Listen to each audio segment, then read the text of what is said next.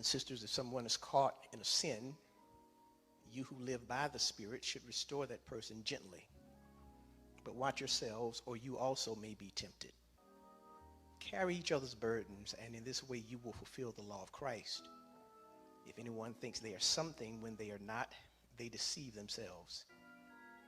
Verse 4, each one of you should test their own actions. Then they can take pride in themselves alone without comparing themselves to someone else. For one should carry their own load.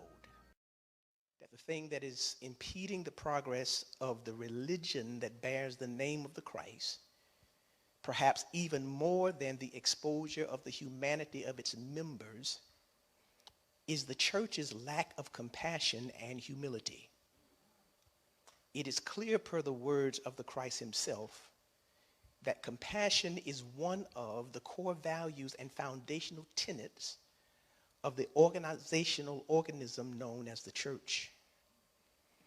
In his thesis statement concerning his earthly assignment, in his words to the Pharisee Nicodemus, as recorded in John chapter 3, verse 16 through 17, the master says, and I quote, "For God so loved the world that he gave his only begotten Son, that whosoever believes in him should not perish but have everlasting life. For God did not send his Son into the world to condemn the world, but that the world through him might be saved."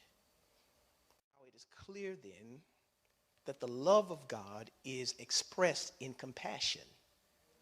And if the love of God is expressed in compassion, it can be understood and must be understood that thusly no way can the love of God condone condemnation. And I further suggest to you that to willingly submit to operate in this truth of God's love, this truth of the fact that God did not send his Son into the world to condemn the world, but that the world through his Son might be saved. If we operate in this truth willingly, we are operating in humility. But on the flip side of the coin, for us to ignore and or not operate in this truth is arrogant rebellion. Says Jesus again, y'all got to catch this, "By this men will know that you are my disciples, that you have love one for another." That being the case, two things can be deducted.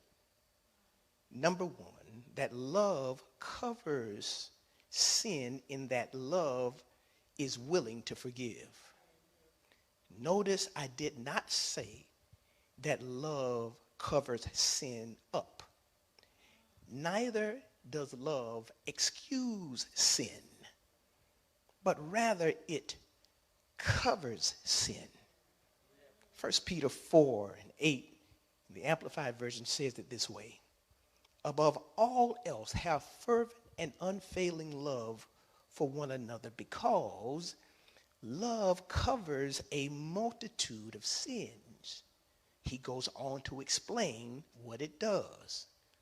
It overlooks unkindness, and it unselfishly seeks the best for others. So number one, love does not cover up sin. It does not ignore sin. It does not excuse sin, but it covers it. It overlooks any unkindness that sin may bring, and it unselfishly seeks the best for other people.